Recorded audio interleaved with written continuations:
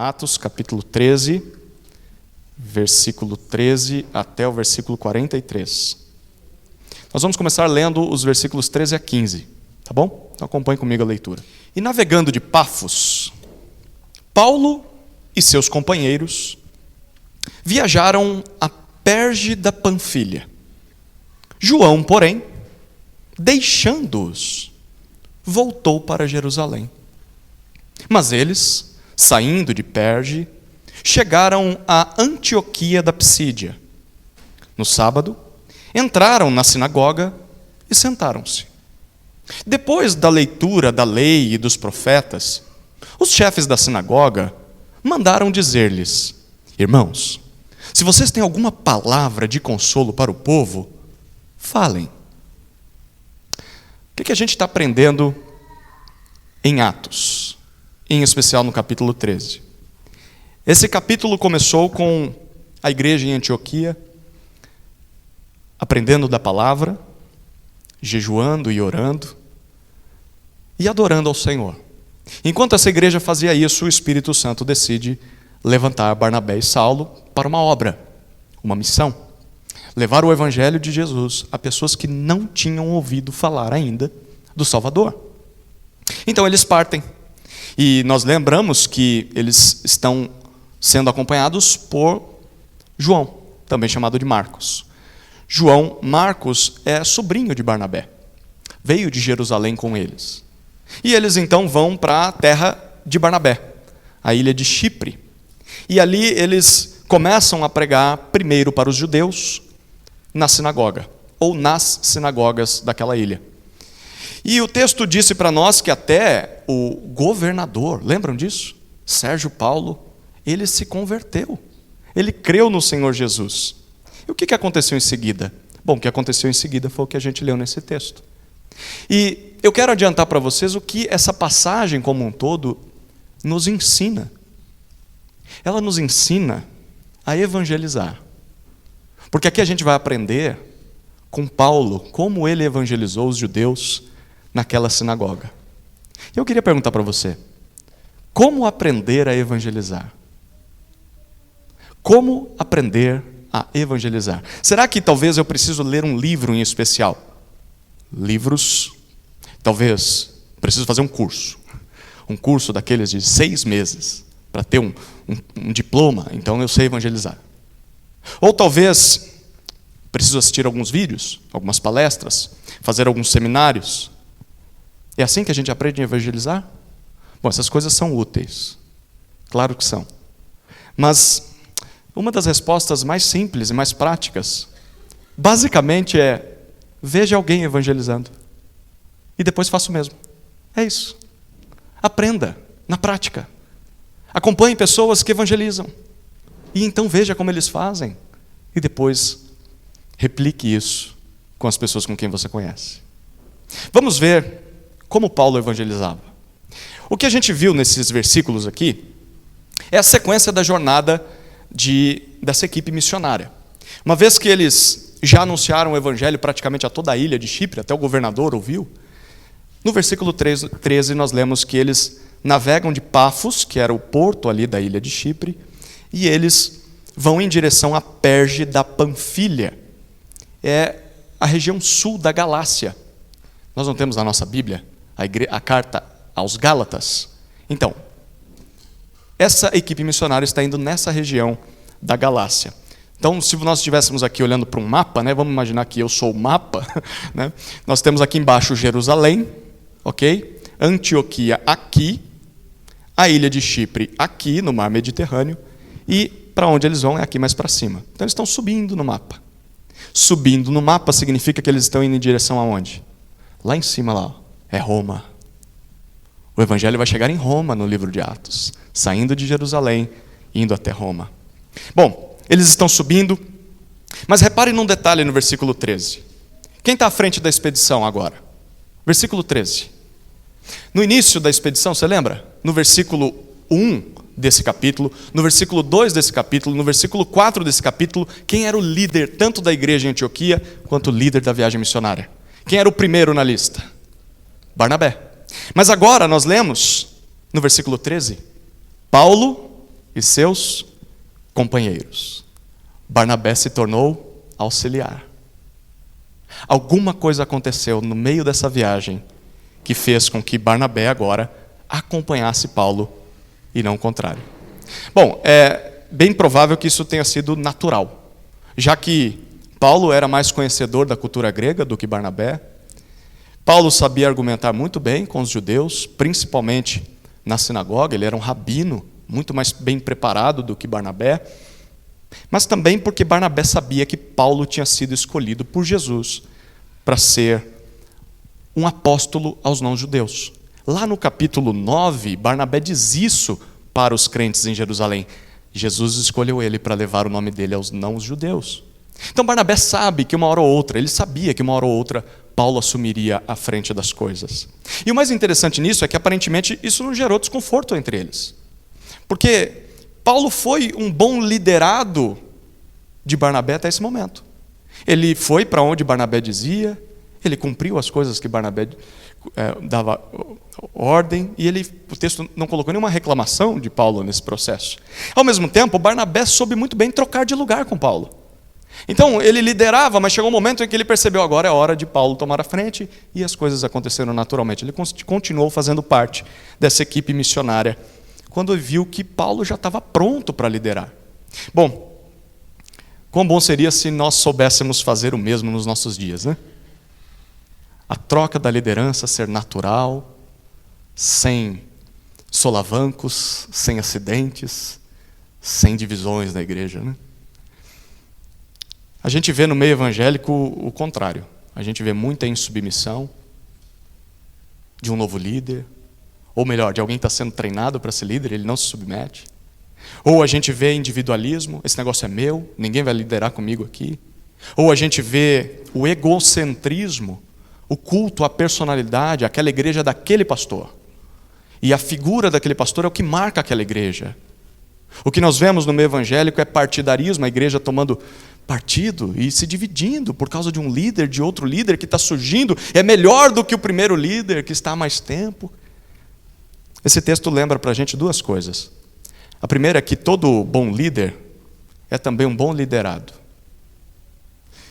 Se você não é capaz de submeter a liderança de alguém, como Paulo foi, se você não é capaz de esperar ser treinado, ser preparado até assumir algum cargo, como Paulo demorou 13 anos para, enfim, tomar a frente das coisas.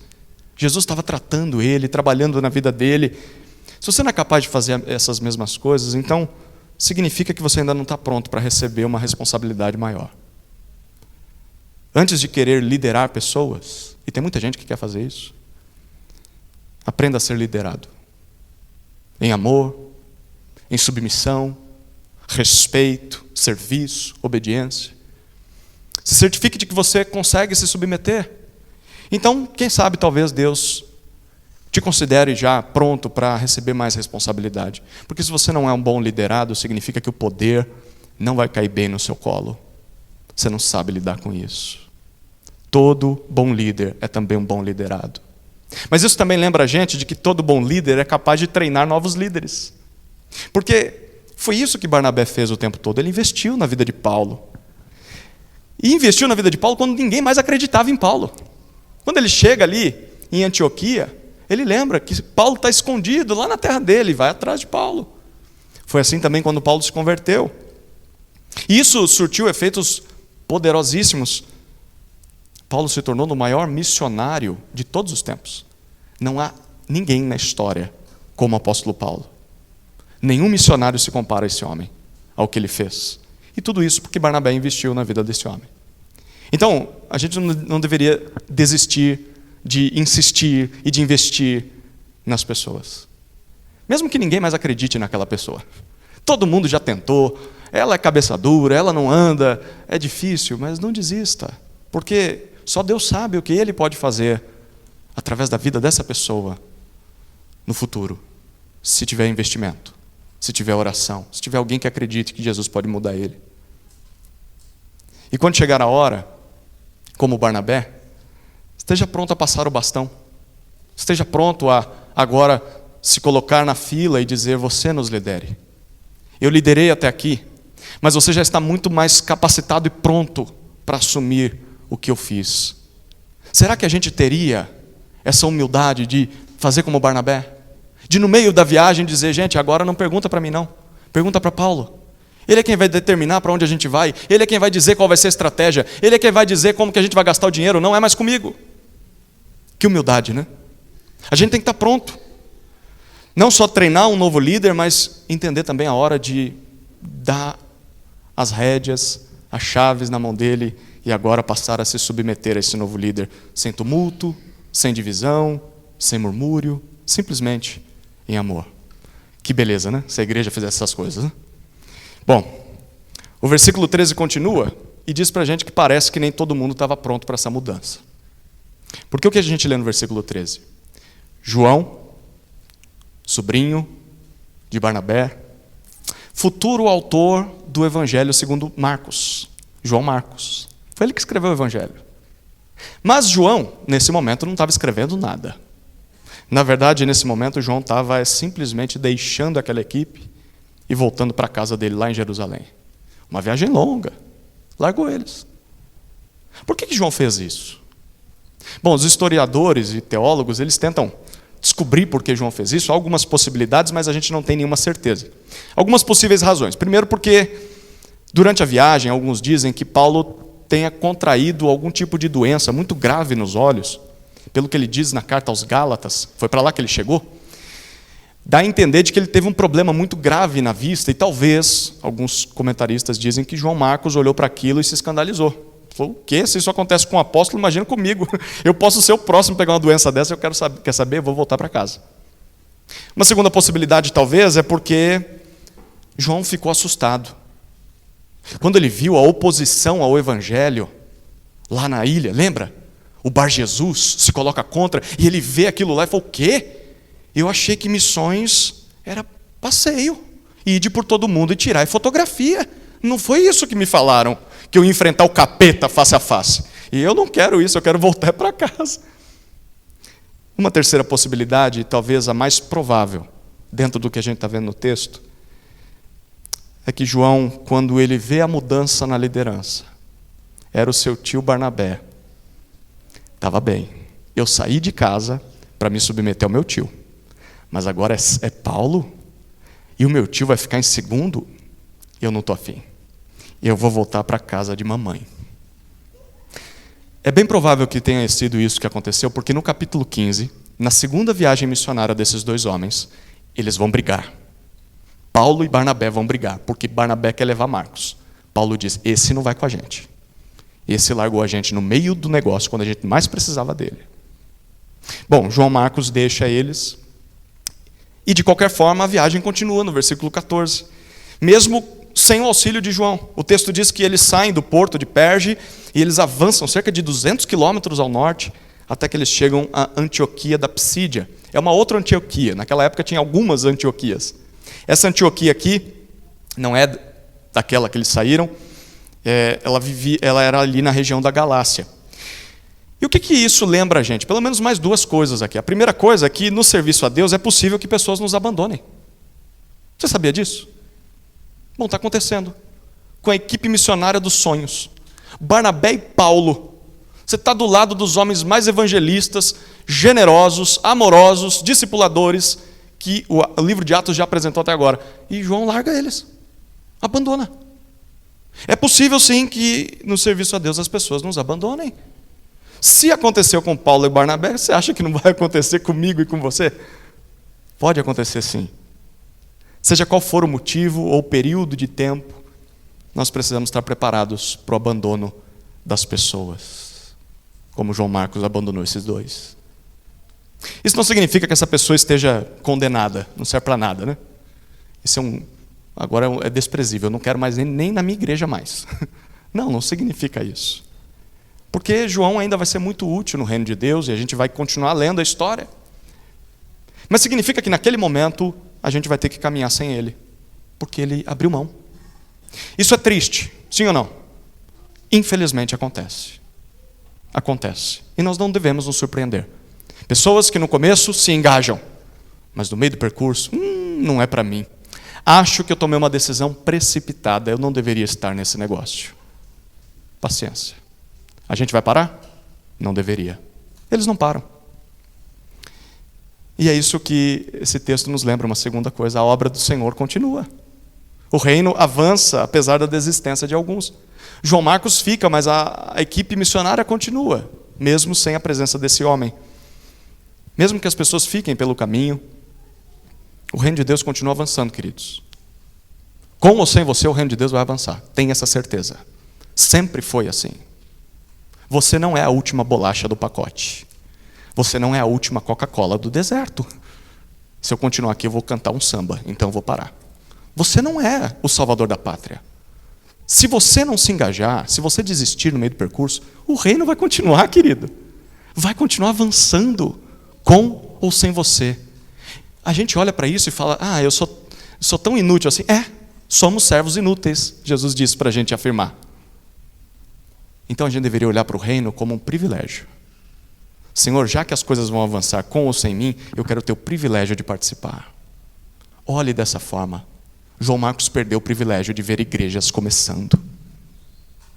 Bom, quando eles chegam em Antioquia da Psídia, eles seguem o plano de Paulo, que é ir para a sinagoga, e eles vão num sábado, e ali a lei e os profetas são lidos, como de costume, e eles estão sentados, mas aí alguém manda sabe aqueles recadinhos que mandam para o pastor na hora do culto, né? Um papelzinho. E eles chegam e falam, olha, se vocês tiverem uma palavra de consolo ou de exortação, né? É isso que essa palavra significa no versículo 15, tem alguma coisa para dizer para o povo, pode dizer. Isso não acontecia com qualquer pessoa. Então, bem provavelmente, Paulo ainda continuava sendo reconhecido como um rabino, como um mestre. Então, já que você é um rabino, então dá uma palavra para a gente. E então, nós vemos a pregação de Paulo. A primeira pregação registrada do apóstolo Paulo. E posso dizer, a única. Não a única pregação dele, mas a única feita em uma sinagoga. Isso é o que ele pregava, em resumo, porque ele não pregou isso aqui lido vai dar 3, 4 minutos. Ele pregou mais, isso aqui é o resumo. Mas eram os pontos principais do que ele pregava para os judeus. E você vai ver o quanto isso edifica a gente. E o quanto isso desafia a gente e anima a gente a continuar pregando o evangelho e crendo no evangelho. Bom, a gente vai ler aos pouquinhos, porque o texto é longo. Do versículo 16 até o 41, a gente tem essa pregação. E ela é dividida em 4 pontos, ou 4 partes. Os batistas aqui não gostam, né? O batista gosta de sermão de 3 pontos, né? Paulo era um batista diferente. Ele fez um sermão de 4 partes. A gente vai vendo uma parte por vez aqui. A primeira parte está nos versículos 16 a 22, ele conta a história de Israel. Olha lá, 16 até 22.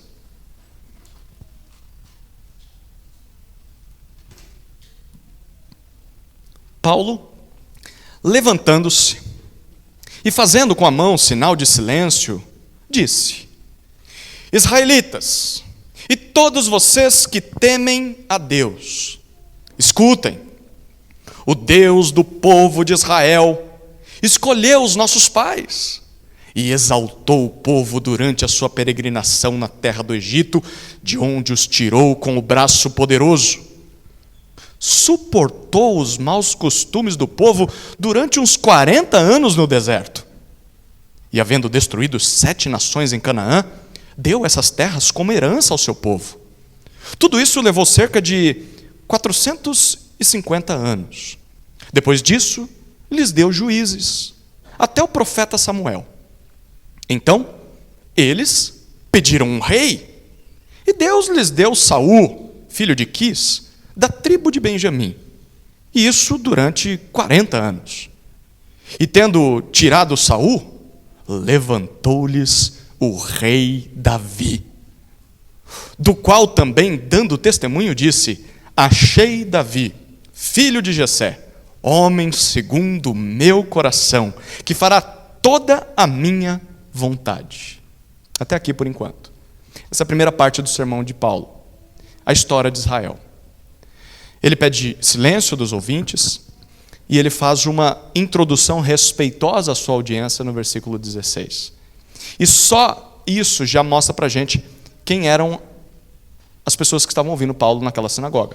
No versículo 16, ele identifica os homens israelitas, que eram descendentes legítimos de Israel, mas ele também se refere a pessoas tementes a Deus. Viu isso no versículo 16? Quem eram os tementes a Deus? Eram não-judeus, homens que não tinham nascido da linhagem de Israel, mas que gostavam do Deus de Israel, que acreditavam e confiavam nas promessas do Deus de Israel. Mas eles não tinham, sim, passado pelo batismo da circuncisão. Então eles chegavam, mas não se comprometiam. Eles tinham interesse no Deus de Israel. Eles estão na sinagoga, querendo ouvir uma palavra de Deus. E Paulo é muito respeitoso com essas pessoas, ele sabe muito bem quem está ouvindo ele. E só isso aqui já nos traz uma lição de como pregar o Evangelho. Paulo sabe pregar o Evangelho identificando quem é a sua audiência. Quem é que está ouvindo ele? E ele também trata essa audiência com consideração e respeito. Ele não começa jogando eles no inferno, dizendo que eles não prestam para nada, que está tudo errado. Vai chegar uma hora em que ele vai confrontar eles, mas ele começa respeitosamente. Paulo não é agressivo, queridos. Paulo não é desrespeitoso. Ele também não ignora a crença e a origem dos seus ouvintes. Por isso a pregação dele vai partir daquilo que aquelas pessoas valorizavam. O que aqueles judeus valorizavam? Valorizavam a Escritura, valorizavam a história de Israel. Então Paulo vai começar por isso, pelo que eles valorizavam. E em outros lugares, para outros públicos, Paulo vai seguir uma outra estratégia. Ele tem o mesmo tratamento respeitoso com seus ouvintes, nunca vai tratar os ouvintes com aspereza. Você nunca vai ver Paulo fazendo isso no sermão dele. Ele prega o Evangelho, mas com uma abordagem diferente. Para judeu, ele vai para aquilo que o judeu valorizava. Para não judeu, gente que nunca ouviu falar da lei de Israel, ele não vai começar citando a lei. A gente vai ver isso no capítulo 17, quando ele prega em Atenas. Ele não cita a lei. Ele cita o Deus que criou os céus e a terra. Paulo sempre vai fazer alguma conexão para o Evangelho, mas ele começa conhecendo o público dele. E isso ensina muito a gente. Se a gente quer evangelizar pessoas, se a gente quer anunciar o Evangelho, primeiro a gente precisa conhecer as pessoas a quem nós vamos pregar. Quem são essas pessoas? De onde essas pessoas vieram? Você sabe? Sabe quem são as pessoas que vivem aqui no bairro? Sabe qual a origem delas? Sabe o que elas fazem? São pessoas religiosas ou não? Você já parou para pensar nisso? São pessoas rebeldes, sabe aquele estilo de vida, né, que não respeita regras? Ou são pessoas certinhas, que pagam seus impostos? São pessoas inconformadas ou satisfeitas? Estão contentes com o que têm? São pessoas tristes? São pessoas alegres? São ricas ou são pobres? A gente precisa conhecer para quem a gente está pregando. Segundo lugar, a gente precisa descobrir o que elas valorizam. Essas pessoas gostam de história? Se gostam de história, a gente tem uma história maravilhosa para contar. Elas gostam da ciência? Gostam de política? Gostam de literatura? Não, elas não gostam dessas coisas, gostam de esportes. Que interessante. Elas gostam de religião, da Bíblia? Ou não gostam dessas coisas? Não querem saber disso? Eles gostam da natureza? Apreciam a arte? Gostam de música? Gostam de cultura pop? Do filme? O último lançamento no cinema, é disso que eles gostam? Você conhece as pessoas a quem você evangeliza? Conhece? Sabe do que elas gostam, o que elas valorizam? Elas gostam do cinema, elas gostam de comida, elas gostam de viajar, do que elas gostam? Então, uma vez que você conhece elas e sabe o que elas valorizam, você cria uma conexão entre esses assuntos que eles tanto gostam com a história da Bíblia, para então poder falar para eles a respeito do que Jesus fez na cruz por elas. A gente tem que conhecer para quem a gente está pregando. Então Paulo começa contando a história de Israel. É o que a gente vê a partir do versículo 17. Ele conta desde a origem de Israel, quando Deus chamou Abraão. Ele não cita o nome de Abraão, mas ele está se referindo a essa época. Até a entrada deles na terra de Canaã, a conquista da terra. O que ele diz durou cerca de 450 anos. E dentro desse período, perceba duas ênfases de Paulo. A primeira está no versículo 17. Ele já começa dizendo: Deus escolheu nossos pais. Com isso, Paulo está comunicando duas coisas. A primeira coisa é que eu não deixei de ser judeu. Porque essa era a acusação que faziam contra Paulo. Que a pregação dele era uma heresia, que não tinha fundamento na Escritura, que não tinha nada a ver com a história de Israel, que ele se tornou um herege. Paulo está dizendo: coisa nenhuma, e eu ainda faço parte do povo de Israel. Eu ainda sou judeu, nossos pais. Mas a segunda coisa que ele está comunicando aqui é que Israel não era nada antes de Deus o escolher. Abraão, nem Abraão era, não tinha esse nome, era Abrão, e ele vivia numa terra pagã. Ele era idólatra. Deus foi gracioso e misericordioso e se revelou a Abraão. Deus nos tirou do nada. Deus é o nosso dono. Então, se Deus diz alguma coisa, se Deus fez alguma coisa em Jesus, é bom que a gente dê ouvidos, porque a gente não era nada sem Ele. E você lembra o que Deus prometeu a Abraão quando o chamou? Lá em Gênesis 12, a gente vê. Deus disse para Abraão que através dele ia criar uma grande nação, de incontáveis filhos, como as estrelas do céu, os grãos de areia na praia. Deus disse para Abraão também que através desse povo iria abençoar todas as nações da terra. Foi isso que Deus prometeu para os nossos pais. Bom, então, essa é a primeira ênfase, Deus escolheu os nossos pais. Mas tem a segunda ênfase de Paulo nessa história de Israel, está no versículo 18. Deus suportou os maus costumes do povo no deserto. A ideia aqui que Paulo usa é literalmente, Deus aturou, Deus aguentou a rebeldia desse povo e ainda lhes deu tudo o que eles precisavam para viver bem durante 40 anos no deserto. Ah, gente, se a chave do céu estivesse na nossa mão e a gente estivesse no lugar de Deus, na primeira rebeldia desse povo, e eles fizeram, tinham acabado de atravessar o Mar Vermelho e começaram a reclamar. A gente pisava na cabeça deles. Tenho certeza. Deus aturou, Deus tolerou. Mesmo que Deus tenha criado esse povo do nada, mesmo que Deus tenha multiplicado esse povo, libertado esse povo da escravidão, sustentado esse povo por 40 anos no deserto, eles ainda foram rebeldes à palavra de Deus. Pergunta, Deus abandonou esse povo? Deus trocou esse povo por um outro melhor? Não. Deus continuou sendo fiel ao que prometeu, não fiel ao povo, mas fiel à palavra dele. Ele disse que ia cumprir. Ele disse que ia abençoar essa nação. Então Deus está sendo fiel apesar da infidelidade do povo. Olha para onde Paulo está indo com essa pregação. Bom, a história continua no versículo 20. E agora eles já estão dentro da terra prometida. E o que acontece dentro da terra prometida? Bom, se você já leu o livro de Juízes, se não leu, leia. Você precisa ler esse livro. O livro de Juízes conta para a gente que eles se esqueceram de Deus. Olha que novidade, né? Eles se esqueceram de Deus e o que eles fizeram? Se voltaram aos ídolos dos cananeus, daquele povo que Deus expulsou de lá. E eles se voltaram aos ídolos, o que aconteceu? Eles são povo de Deus. Deus disciplinou eles. Deus repreendeu eles, fez eles perderem as batalhas e esses povos os conquistaram. Eles agora são escravos, voltaram a ser escravos. E aí o que eles faziam? Se arrependiam, clamavam a Deus, oh Deus, nos perdoa, não deveríamos ter feito isso. Deus é misericordioso.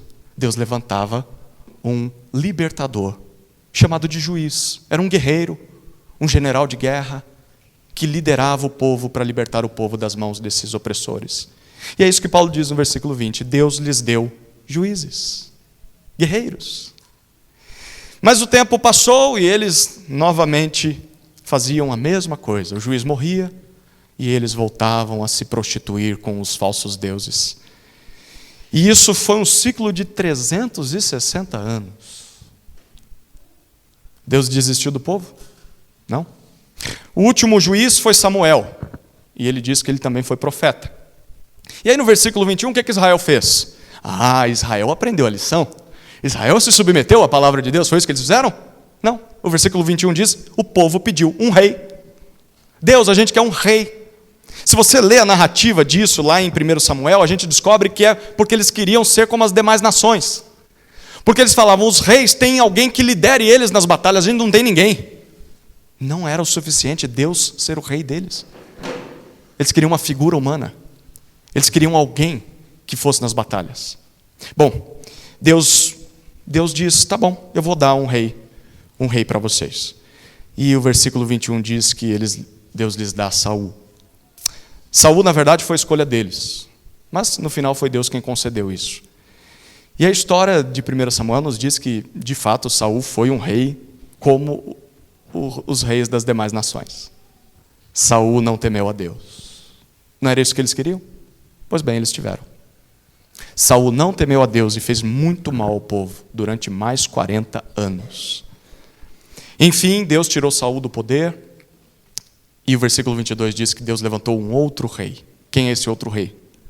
Davi. Alguém segundo o coração de Deus. O versículo explica: alguém que faria toda a vontade de Deus, apesar dos grandes pecados de Israel e dos grandes pecados de Davi. Ainda assim, no geral, ele cumpriria a vontade de Deus. Bom, o que Paulo está falando aqui, queridos? Paulo está dizendo que apesar de todo o cuidado de Deus, Israel sempre se rebelou contra Deus. Mas Deus nunca desistiu desse povo. Deus cuidou desse povo, Deus tolerou esse povo, Deus cumpriu as suas promessas, e Deus deu para eles um rei obediente, um rei escolhido por ele, para que através desse rei, Deus reinasse e cuidasse do seu rebanho. Deus, através do rei Davi, cuidasse do seu povo. Guarde essa informação. Um rei que cuidaria do povo. Segundo ponto do sermão de Paulo, versículos 23 até 31. Agora Paulo faz a conexão com a história de Jesus. A história de Israel eles estavam carecas de saber. Mas o que isso tem a ver com Jesus? É agora que ele faz a conexão. Versículos 23 até 31, olha o que dizem. Da descendência deste, Davi, era de Davi que ele estava falando, conforme a promessa, Deus trouxe a Israel o Salvador, que é Jesus. Antes da manifestação dele, João pregou um batismo de arrependimento a todo o povo de Israel. Quando João estava completando a sua carreira, disse: quem vocês pensam que eu sou? Não sou aquele que vocês esperam, mas depois de mim, vem aquele de cujos pés não sou digno de desamarrar as sandálias. Irmãos, descendência de Abraão e todos vocês que temem a Deus, a nós foi enviada a palavra desta salvação. Pois os moradores e as autoridades de Jerusalém, não conhecendo Jesus, nem as palavras dos profetas que são lidas todos os sábados, cumpriram as profecias quando condenaram Jesus. E embora não achassem nenhuma causa de morte, pediram a Pilatos que ele fosse morto. Depois de cumprirem tudo que estava escrito a respeito dele, tirando-o do madeiro, puseram-no em um túmulo. Mas Deus o ressuscitou dentre os mortos, e durante muitos dias ele foi visto pelos que o tinham acompanhado da Galiléia para Jerusalém, os quais são agora as suas testemunhas diante do povo. Até aqui por enquanto. Em 2 Reis, capítulo 7, Deus prometeu a Davi que um dia um dos seus descendentes se tornaria rei sobre Israel. Até aqui nenhuma novidade, porque é da linhagem de Davi que haveria o rei de Israel. Mas esse rei, descendente de Davi, seria chamado de filho de Deus. Deus o chamaria de filho. E esse rei reinaria não só por 40 anos, 50, 60 anos, reinaria para sempre. E não só sobre Israel, mas reinaria sobre todas as nações. O que Paulo diz no versículo 23? Pois é, esse descendente prometido a Davi já nasceu. Não é que ele está vindo, ele já veio. E vocês não sabiam. Não chegou o memorando. Ninguém mandou mensagem de WhatsApp para vocês. Ele chegou. Chegou. Ele também cumpriu as promessas feitas por Deus a Abraão, nosso pai, de ser bênção às nações. E no versículo 23 ele diz: o seu nome é Jesus, o Salvador que Deus enviou a Israel. Em outras palavras, o que Paulo está dizendo aqui é: queridos, aquele que salvaria vocês de uma vez por todas do pecado, da rebeldia, da idolatria, aquele que assumiria o trono de Israel, aquele que reinaria sobre todas as nações eternamente, estendendo a vocês a bênção e a salvação de Deus, esse que vocês esperam já veio, já chegou, e vocês não estavam sabendo. Isso é uma boa notícia para eles, sim ou não? Sim, que boa notícia! Eu nem sabia que estava perdido, agora eu sei que estou perdido, e sei que o Salvador já veio. Bom, na verdade, no versículo 24, Paulo diz, alguém anunciou a sua chegada antes dele chegar. João Batista, aquele que batizava. Não é porque ele era da primeira igreja batista da história não, tá? Isso era um apelido para João porque ele gostava de batizar as pessoas. João, o batizador. João Batista pregou o batismo. Era isso que ele pregava. Mas no versículo 24, esse batismo era um símbolo. Símbolo do quê? De arrependimento.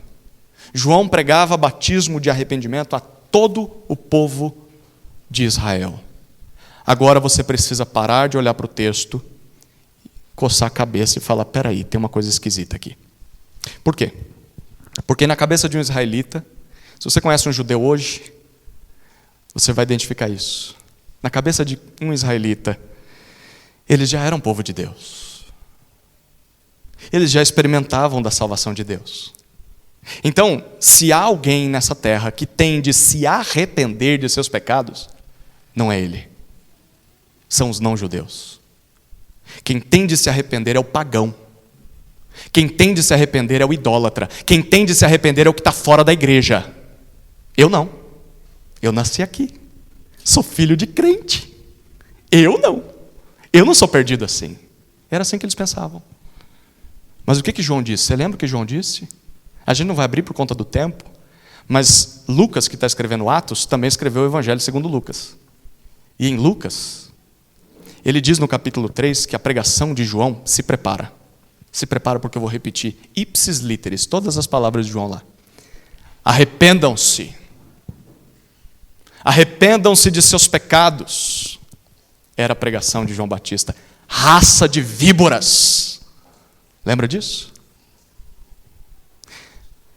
Vocês precisam ser batizados como um símbolo de que estão arrependidos. E ele diz, façam isso para que vocês possam ser perdoados. E aí o final do sermão de João Batista era assim, o machado já está posto à raiz das árvores, e toda árvore que não produzir bom fruto será cortada e lançada no fogo. Sabe o que João está dizendo para aquele povo? Para o povo de Israel, que achava que estava salvo. Ele está dizendo, o Salvador está chegando. E no dia que o Salvador chegar, quem não se arrepender não será salvo, mesmo sendo israelita. Quem não se arrepender, mesmo sendo crente batista do berço, vai enfrentar o juízo dele, porque o machado está pronto para derrubar a árvore. Se você não se arrepender, você vai ser queimado no fogo. Essa era a pregação de João Batista para o povo de Israel. Essa é a pregação de João Batista para o povo de hoje. Se arrependa. Não ache que ter nascido numa família evangélica vai te salvar. E João, no versículo 25, disse como é que isso aconteceria. João diz, não através de mim. Eu não sou aquele que vocês esperam, disse ele. Mas depois de mim vem aquele que é muito mais digno, muito mais superior do que qualquer um, não só de mim mesmo. E ele diz no versículo 25, ele será o nosso Salvador. Você percebeu o que Paulo está fazendo aqui? Paulo, enquanto cita João Batista, está dizendo, Jesus é aquele que Israel esperava. Jesus é o Messias. Jesus é o Cristo. Logo, não há outro Salvador para chegar. O mais triste para um judeu hoje é que ele espera o Salvador chegar. O Salvador já veio há 2000 anos. Não tem outro. Não tem outro nome pelo qual importa que sejamos salvos. Jesus é esse nome. Sabe o que isso significa? Que em todas as épocas, não adianta buscarmos salvação, não adianta buscarmos a Deus em qualquer outro lugar, ou em qualquer outro sistema religioso que não seja em Jesus. Não há salvação em nenhum outro lugar. Você pode sair daqui hoje e dizer, isso não é para mim. Eu quero procurar o judaísmo. Porque lá sim está a raiz de Davi. Lá sim estão os patriarcas. Vai lá, eles estão esperando o Salvador chegar e ele não vai vir não, porque ele já veio. Ah não vou para o judaísmo, eu vou para o catolicismo romano. O catolicismo faz o sacrifício todo domingo. Para eles o seu pecado ainda não foi expurgado, não foi pago. O sacerdote precisa toda semana fazer o sacrifício. Não, eu não vou para o catolicismo, eu vou para o islamismo. Porque lá foi a revelação final de Deus, por meio de Maomé. Vai lá. Maomé vai dizer que Jesus foi um profeta, mas não é filho de Deus, não. Na verdade, só é salvo quem ouve Maomé. É isso que ele diz. Não, eu não vou para o islamismo, eu vou para o budismo. Ou eu vou para o espiritismo. Não, eu não vou fazer nenhuma dessas coisas, eu vou ficar fazendo sacrifícios. Eu vou fazer penitências, eu vou pegar um chicote, vou me machucar, vou me flagelar. Eu vou ficar pagando promessa todo ano. Eu vou de joelhos daqui para Aparecida do Norte, porque talvez assim eu seja salvo. Não, eu vou tentar uma mediação humana. Eu vou tentar um padre que ore por mim para perdoar os meus pecados. Ou eu vou tentar um pastor. Tem muito crente evangélico que acha que pastor é padre. E acha que é o pastor que vai garantir a salvação dele. Ou talvez eu vou tentar a mediação de algum santo. Um crente que morreu. Maria, rogai por nós, agora e na hora de nossa morte. Amém. Você sabe, né, do que eu estou falando, né? Não é Maria, não. Não são os crentes do passado que morreram, não. Não são as pessoas, aqueles que as pessoas chamam de santos. Nenhum outro nome salva. O que Jesus disse, o que Jesus fez, a pessoa de Jesus é o nosso Salvador. Paulo está dizendo isso. Ele é aquele a quem Israel esperava, não tem outro. É ele já veio, mas para que a gente seja salvo, é necessário, como João Batista disse, se arrepender. Se você não se arrepender dos seus pecados, você nunca vai encontrar salvação. Não dá para se aproximar de Jesus em busca de salvação sem primeiro reconhecer a sua perdição. Sem primeiro reconhecer, eu preciso de um Salvador. E sistema e religião nenhum nesse mundo me dá isso. Só Jesus. Você já encontrou essa salvação? Já mesmo? Você já se arrependeu dos seus pecados? Você crê que Jesus Cristo é o Salvador prometido por Deus a Israel e também para todos os povos? Você se submete a esse Jesus como Rei soberano sobre todas as coisas? Se a resposta é sim, então você encontrou o Salvador. Se não, é só esse que pode te salvar, mas nenhum outro. Paulo continua sobre a história de Jesus, no versículo 26, e ele chama os seus ouvintes e diz: queridos, essa salvação foi enviada a nós. Nós quem? Aqueles a quem Deus escolheu para pregar essa mensagem. Sabem por quê? Olha o versículo 27. Porque aqueles que deveriam ter recebido Jesus como Salvador, aqueles que deveriam ter reconhecido Ele, sabe o que eles fizeram? Os cidadãos e autoridades de Jerusalém, eles na verdade o rejeitaram. E eles o condenaram à morte. E Paulo é irônico porque no versículo 27 ele diz: e olha que eles leem as promessas de Deus feitas pelos profetas todos os sábados. Eles abrem a Bíblia toda semana. Eles oram. Eles fazem devocional. Mas eles não entendem o que leem. Eles estão cegos. Tão cegos que, na verdade, quando eles rejeitaram o Salvador, eles estavam cumprindo todas as promessas e profecias que Deus tinha feito. Que profecias? Versículos 28 e 29. Apesar de Jesus ser inocente, foi morto no madeiro e depois foi sepultado em um túmulo. E segundo Paulo, tudo isso já tinha sido anunciado antes, nas Escrituras, no Antigo Testamento. E os judeus de Jerusalém cumpriram exatamente o que estava escrito, achando que estavam fazendo certo. Mas, Paulo diz no versículo 30, Deus o ressuscitou dentre os mortos.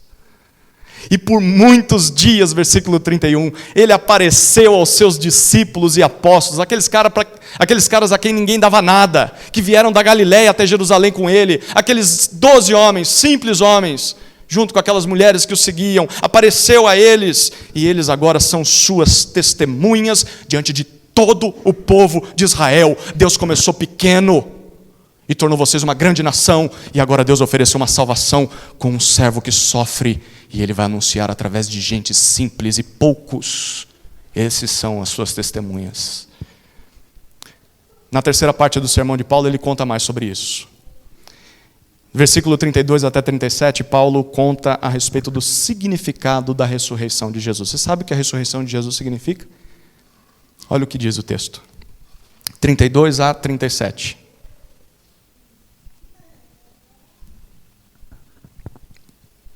E nós anunciamos a vocês o evangelho da promessa feita aos nossos pais. Como Deus a cumpriu plenamente a nós, seus filhos, ressuscitando Jesus. Como também está escrito no Salmo número 2. Você é meu filho. Hoje eu gerei você. E quanto ao fato de que o ressuscitaria dentre os mortos, para que jamais voltasse à corrupção, Deus o expressou desta maneira: e cumprirei a favor de vocês as santas e fiéis promessas feitas a Davi. Por isso, também diz em outro salmo: não permitirás que o teu santo veja corrupção. Porque, tendo Davi no seu tempo servido conforme o plano de Deus, morreu. Foi sepultado ao lado de seus pais e viu corrupção. Porém, aquele a quem Deus ressuscitou não viu corrupção. Até aqui por enquanto. Paulo já disse que a rejeição e a morte do Messias eram um cumprimento das profecias do Antigo Testamento. Você sabe quais profecias eram essas? Bom, certamente Paulo, ao dizer isso, estava pensando em Isaías 53. Você lembra o que a gente lê em Isaías 53? Em Isaías 53, Deus diz que enviaria o seu servo à terra, alguém que viria em uma figura humilde, sofrida, que não agradaria a todo mundo, mas o povo desprezaria e o povo o mataria como um amaldiçoado por Deus. Mas através dessa morte sacrificial, Isaías 53 diz que ele se entregou como um cordeiro mudo diante dos seus tosqueadores. Através desse sacrifício, Deus nos perdoaria, porque esse cordeiro de Deus sofreria por causa dos nossos pecados. O juízo que nós merecíamos, ele sofreria naquele madeiro. E mais, no texto de Isaías 53, nós lemos que Deus o traria de volta à vida. E Deus faria com que esse seu servo reinasse sobre todos os reinos da terra feliz, satisfeito, junto com aqueles a quem ele salvou por causa do seu sacrifício. É isso que Isaías 53 diz. E segundo Paulo, no versículo 32, o que ele está pregando não é invenção. O que ele está pregando é o cumprimento do Evangelho, das boas notícias prometidas aos pais, aos nossos patriarcas. Sabe o que isso significa? Que o Evangelho não foi criado por Jesus. Tem gente que diz que o Evangelho foi criado por Paulo, que os apóstolos inventaram o Evangelho, que a igreja inventou o Evangelho para basear a sua prática. Não. O que Paulo está dizendo aqui é que o Evangelho foi anunciado e prometido pelo próprio Deus na Escritura. O próprio Deus anunciou o Evangelho no Antigo Testamento. E ele cumpriu o Evangelho em Jesus. E conforme Paulo no versículo 33, o que garante que Jesus é esse servo de Isaías 53? Aquele que nos salva dos nossos pecados é a ressurreição de Jesus dentre os mortos. Olha o que ele diz no 33. Deus cumpriu plenamente, de forma perfeita, completa, definitiva, a salvação prometida a Israel, ressuscitando Jesus. Em outras palavras, o que Paulo está dizendo, a ressurreição de Jesus garante que tudo isso é verdadeiro. E Paulo valida isso usando 3 passagens do Antigo Testamento. A partir do versículo 33 até o 37, ele cita 3 trechos da Escritura, dizendo que se cumpriram em Cristo. A primeira passagem está no versículo 33 ainda, ele cita o Salmo 2, versículo 7.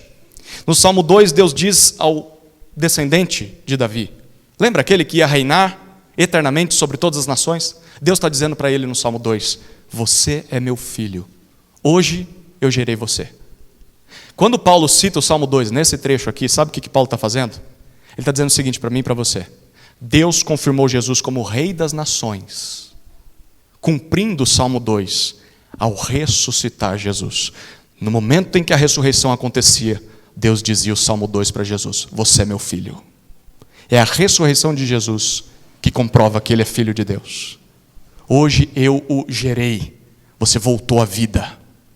Segunda passagem, no versículo 34, Paulo cita Isaías 55, versículo 3. Como eu falei, lá em Isaías 53, depois de anunciar que Deus enviaria um Salvador ao povo, no capítulo 54, Deus diz que ia inaugurar a nova aliança, e no capítulo 55, ele diz que todos seriam convidados a vir até ele para experimentar a salvação. E nesse convite do capítulo 55 de Isaías, Deus diz no versículo 3, que isso seria o cumprimento de todas as misericordiosas promessas feitas a Davi. Essa é mais uma garantia de que Jesus é o cumprimento dessas promessas. E no versículo 35 até o versículo 37 tem a terceira passagem que Paulo cita, que é o Salmo 16, versículo 10. No Salmo 16, o próprio rei Davi, é ele quem escreveu o Salmo 16, o próprio rei Davi afirma o seguinte: Deus não permitiria que o seu santo experimentasse corrupção ou decomposição.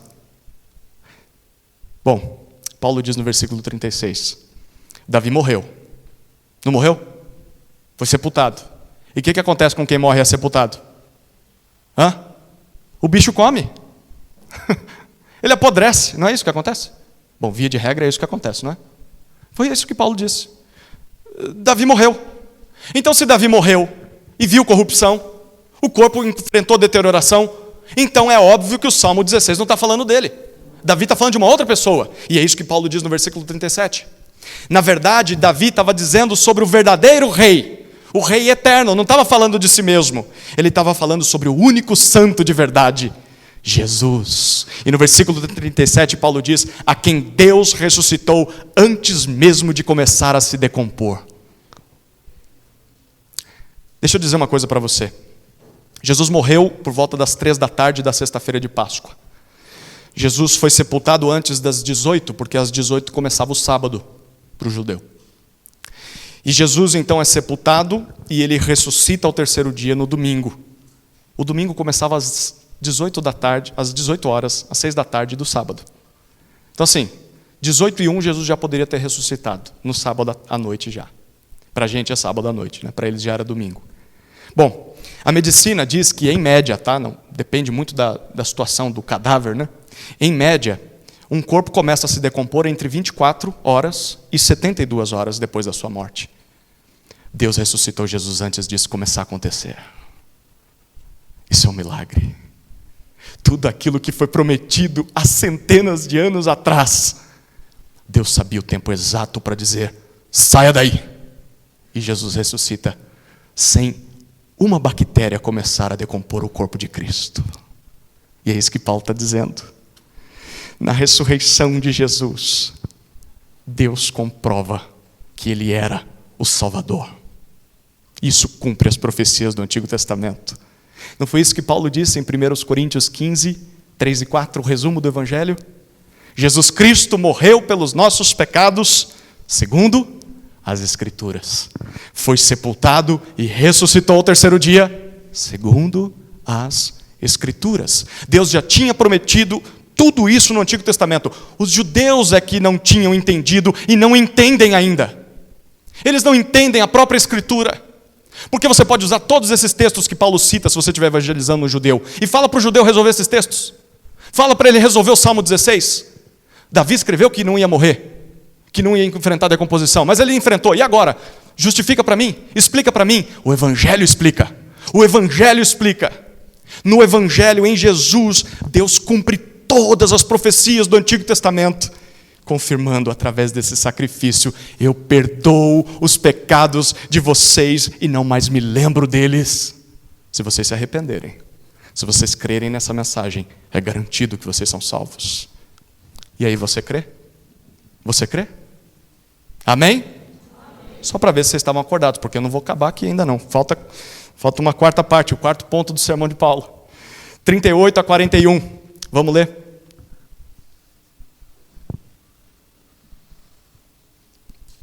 Portanto, meus irmãos, saibam que é por meio de Jesus que a remissão dos pecados é anunciada a vocês. E por meio dele, todo o que crê é justificado. de todas as coisas das quais vocês não puderam ser justificados pela lei de Moisés. Portanto, tenham cuidado para que não lhes aconteça o que os profetas disseram. Vejam, ó desprezadores, fiquem maravilhados e desapareçam, porque no tempo de vocês eu realizo obra tal que vocês não acreditarão se alguém lhes contar. Queridos, Paulo não foi até aquela sinagoga apenas para contar historinha, não. Todo pregador que sobe a um púlpito também não deveria subir só para contar historinha, para entreter o seu público. Paulo contou sobre a história de Israel, Paulo contou sobre a história de Jesus, Paulo explicou o significado da ressurreição e como ela cumpria as Escrituras, mas agora nesse trecho a gente vê a quarta parte do sermão de Paulo, a aplicação aos ouvintes. Paulo tinha algo em mente: desafiar a sua audiência, a salvação dos seus ouvintes. Ele quer que aquelas pessoas sejam salvas. Por isso ele propõe duas aplicações, dois apelos aos seus ouvintes, que deve ser o objetivo final de toda a pregação do Evangelho. Se você prega o Evangelho, você tem que chegar nesse ponto. Em algum momento você vai ter que desafiar a pessoa a tomar uma decisão. Quais são as duas aplicações? A primeira aplicação está no versículo 38 e no versículo 39. Saibam. Vamos falar junto? Saibam. Não é isso que ele diz no versículo 38? Portanto, saibam. Tomem conhecimento. Fiquem sabendo do quê? Duas verdades. Primeira, ele diz no versículo 38, é só por meio de Jesus que a remissão dos pecados é anunciada a vocês. Em outras palavras, o que Paulo está dizendo aqui é o seguinte: não há perdão de pecados em nenhum outro lugar, em nenhuma outra pessoa, em nenhuma outra religião, em nenhum outro sacrifício. Só há perdão dos pecados em Jesus. Não acreditem em quem diz o contrário para vocês. Segunda verdade, versículo 39.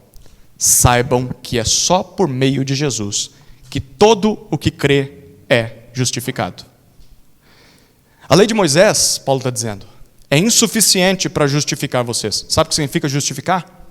Declarar alguém justo, correto, perfeito aos olhos de Deus. O que Paulo está dizendo aqui, olha, os sacrifícios que a lei oferece, as cerimônias, as purificações, são incapazes de tornar vocês perfeitos diante de Deus. Não dá. São só rituais que apontavam para o que Jesus faria. Por quê? Por quê? Porque só Jesus é capaz de nos tornar justos diante de Deus. Porque Ele já pagou por todos os nossos pecados. Se você ainda faz sacrifícios para ter os seus pecados perdoados, você está olhando para Jesus e fala, o sacrifício de Jesus não foi suficiente. Eu ainda preciso fazer alguma coisa. E Paulo está dizendo, não, vocês precisam saber que só quem crê em Jesus é declarado justo por Deus. Na cruz, Jesus sofreu toda a condenação que nós merecíamos sofrer no inferno. E como que alguém experimenta isso? O próprio versículo 39 diz, é necessário crer. Todo aquele que crer, sem exercer fé, sem que você confie nessa mensagem, sem que você viva como se ela de fato fosse verdadeira, não há perdão. Não há remissão de pecados. E deixa eu dizer, mesmo que você passe a vida inteira dentro de uma igreja, se você não crer nessa mensagem, você está perdido e está indo para o inferno. Só no nome de Jesus há justificação. Se nós quisermos evangelizar alguém, primeiro nós precisamos saber disso e crer nisso. Mas em segundo lugar, nós precisamos deixar muito claro para os nossos ouvintes que eles também precisam fazer a mesma coisa. Não basta vir apenas para a igreja. Não basta simplesmente mudar de linguajar, de roupa. Não basta colocar um véu na cabeça. Não basta usar terno e gravata. Não basta começar a guardar costumes, parar de comer isso, parar de beber aquilo, parar de frequentar tal lugar. Não basta levantar a mão em um apelo. Não basta ser batizado. Não basta ser membro de igreja. Se você não crer no Evangelho, você está perdido. Só isso salva pessoas. E quem você está evangelizando precisa ouvir isso. É por meio da fé. Você precisa crer. Essa é a primeira aplicação, saibam. Segunda aplicação, versículos 40 e 41, é um alerta. tenham cuidado. Está dormindo aí? Tem alguém dormindo? Acorda. Acorda, tenha cuidado. Olha o que ele diz no versículo 40. A segunda conclusão. Portanto, ele diz, tenham cuidado, notem bem, fiquem em alerta, olhos esbugalhados, saltando da cabeça. Com o quê? Com o que eu preciso estar preocupado? Com o que eu tenho que estar em alerta? Versículo 40, não aconteça com vocês o que aconteceu, ou aquilo que os profetas disseram. O que os profetas disseram?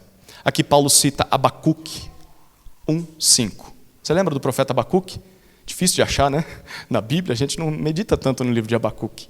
Mas em Abacuque 1:5, que é o texto que Paulo está citando aqui, no versículo 41, Deus diz que estava por trazer juízo sobre Israel. Israel estava longe de Deus, haveria uma disciplina, um juízo, estava por vir. Mas Deus diz, aqueles que me desprezam vão ser destruídos quando isso acontecer. Por isso, sabe o que os leitores de Abacuque, os ouvintes de Abacuque deveriam fazer? Você vai lembrar desse texto. No capítulo 2, versículo 4 de Abacuque, ele diz, o justo, o meu justo, viverá pela fé. Disso você lembra, né? Pois é. O que Deus está dizendo ao povo lá em Abacuque, e o que Paulo está dizendo, fazendo a conexão com o texto de Abacuque, é o seguinte, se vocês se arrependerem, se vocês confiarem na promessa de Deus, vocês não vão ser destruídos. Isso na época de Abacuque. Vocês vão escapar do juízo que está por vir. E quando Paulo faz a conexão com Abacuque, Paulo está dizendo o seguinte, tomem cuidado.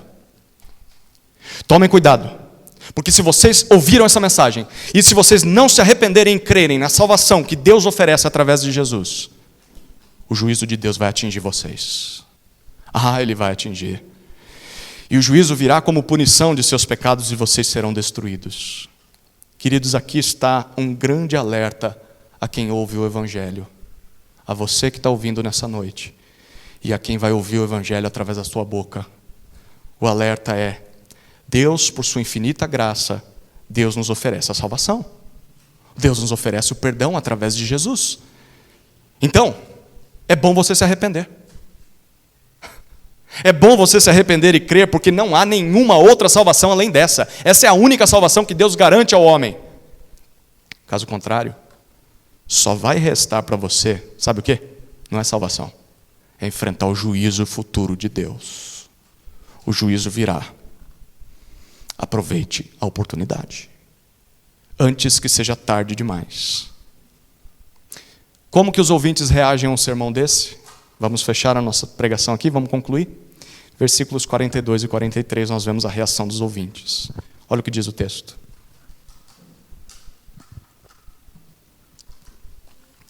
Quando Paulo e Barnabé estavam saindo, as pessoas pediram que no sábado seguinte lhes falassem estas mesmas palavras. Terminada a reunião na sinagoga, muitos dos judeus e dos prosélitos piedosos seguiram Paulo e Barnabé, e estes, falando com eles, os persuadiam a continuar firmes na graça de Deus. Ao término daquele discurso, os ouvintes têm duas reações. A primeira reação está no versículo 42. Eles pedem para que aquelas palavras sejam repetidas na semana que vem. Sábado que vem você não volta aqui e fala de novo? Isso aqui é bom ou ruim? Bom, é óbvio, Paulo vai ter uma segunda oportunidade de pregar o evangelho para aquelas pessoas, talvez convidados. É uma boa notícia, mas ao mesmo tempo é ruim também. Sabe por quê? Eles não têm tempo a perder. Queridos, o juízo pode vir a qualquer momento. A morte pode atingir a mim e a você a qualquer momento. Nós não temos garantia de que vamos voltar vivos para a nossa casa hoje. Quem disse que a gente tem uma semana? Quem disse que a gente tem mais alguns dias? Quem disse que eu posso esperar para entender mais? Para tirar as minhas dúvidas? Quem disse que eu posso ficar enrolando para tomar essa decisão? Quem disse que eu tenho tempo para um dia, talvez, amanhã, semana que vem, daqui um ano, eu paro. Daqui um ano eu me arrependo. Daqui um ano eu creio. Semana que vem, talvez. Quem disse que a gente tem esse tempo? Queridos, é necessário e é bom ouvir a pregação do Evangelho toda semana. E se você vem aqui todo domingo, que bom que você vem. Que bom que você ouve o Evangelho toda semana. Mas nós precisamos tomar uma decisão. E logo. Uma decisão rápida. Porque quem garante que nós tenhamos mais uma semana? Quem garante que a gente tem mais um dia? Quem garante que a gente tem mais uma hora de vida? Creia em Jesus hoje. Não deixe para depois o que você tem agora. Ninguém garante que você tem mais uma semana. Segunda reação está no versículo 43. O texto diz que muitos significa todos? Muitos, mas não todos, seguem Paulo e Barnabé. A reunião acaba. Mas muitos judeus e prosélitos piedosos, diz o texto, é uma outra forma para se referir àqueles que não tinham compromisso, não tinham sido circuncidados ainda. Muitos seguem Barnabé e Paulo. E o texto diz que esses dois persuadem os novos convertidos, encorajam, animam a continuar firmes, a perseverarem na fé, nessa mensagem, a graça de Deus. Mesmo que os seus compatriotas, mesmo que os demais não creram, continue crendo você. Continue firme, porque essa é a verdade. Querido, saiba disso, nem todos vão crer no Evangelho.